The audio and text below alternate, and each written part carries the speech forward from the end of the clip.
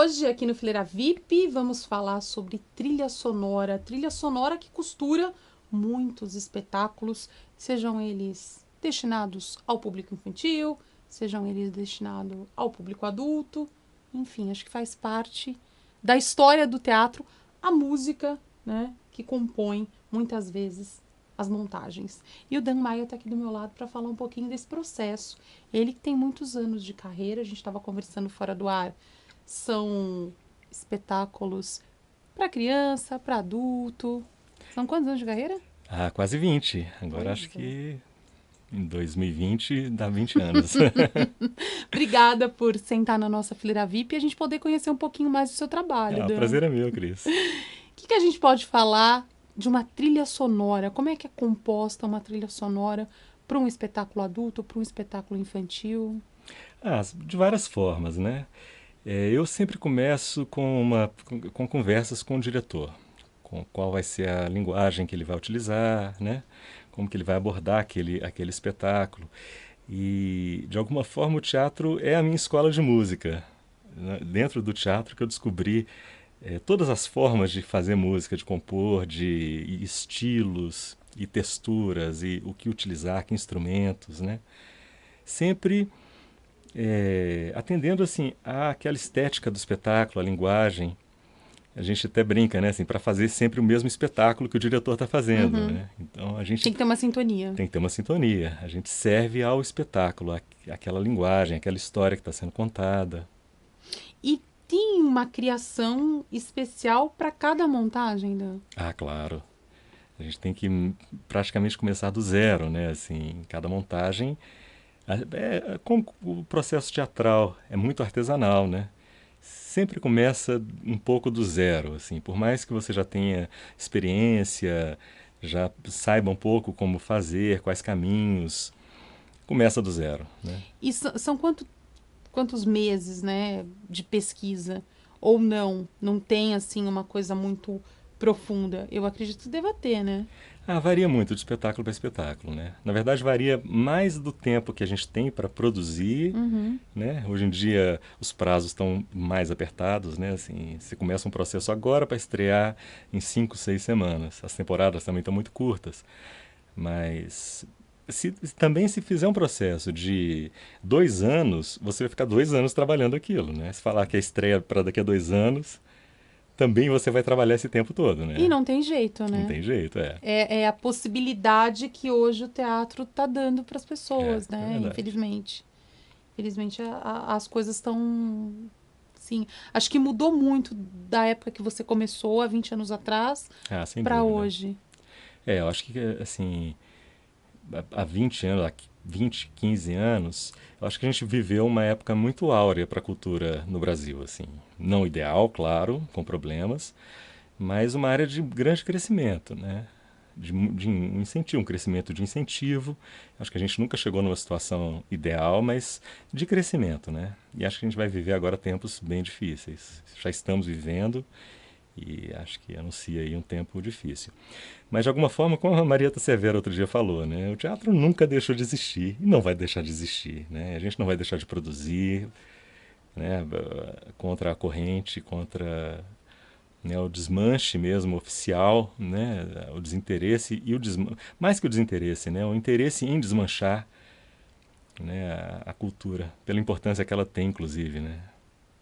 E eu acho interessante, e você pode falar com mais precisão, a preocupação que hoje as produções têm, sejam elas destinadas às crianças ou aos adultos, em fazer bons espetáculos, em trazer temáticas, né, diferenciadas para qualquer público, né, Dan? Ah, sem dúvida.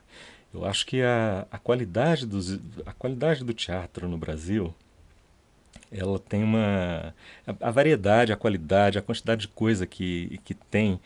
É um pouco como a literatura infantil também acontece isso, né? A literatura infantil, eu vejo pelos meus filhos, assim, a quantidade de livros e de assuntos, a forma que é abordada, com uma sofisticação incrível, Uhum. né? Muito mais do que na minha infância. E eu vejo um pouco o teatro como isso também, as linguagens se expandindo muito e verticalizando.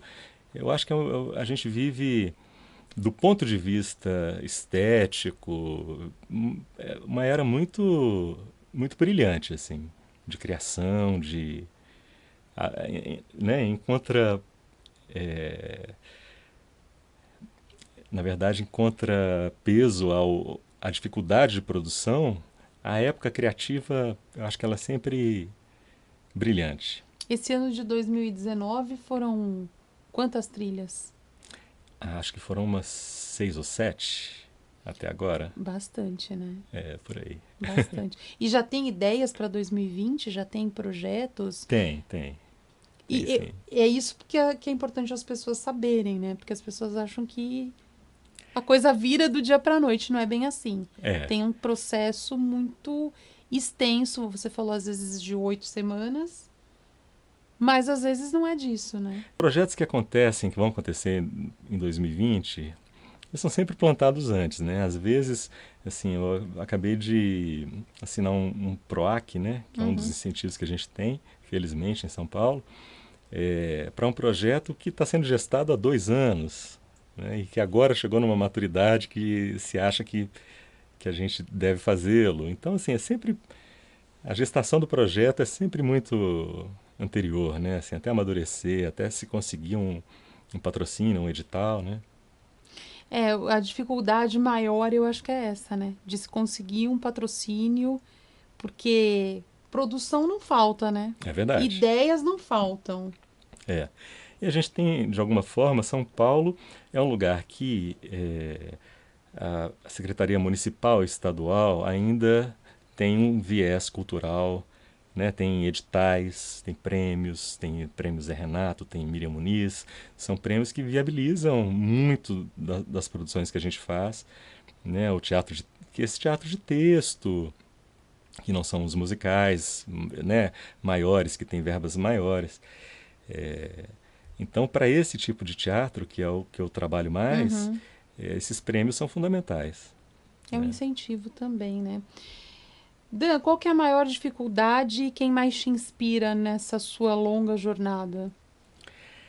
A dificuldade é sempre enorme, né? É sempre uma folha em branco, né? Fazer uma música é sempre um papel em branco. Você começa e não sabe onde vai dar, joga muita coisa fora, você começa fazendo e achei que isso fosse dar certo, mas Não deu. não deu, né? E eu acho que a inspiração é sempre aquela matéria que a gente está tratando a peça, né? A inspiração vem do diretor, das ideias dele, das ideias da direção de arte. Eu gosto muito de ver como deve ser o figurino, como vai ser o cenário, como vai ser essa direção de arte da peça, né? Eu sempre peço para ver o quanto antes, assim, se tiver maquete do cenário, desenhos ou do figurino. E realmente a minha inspiração é o próprio teatro, assim, são os diretores, são os meus colegas que fazem trilha também.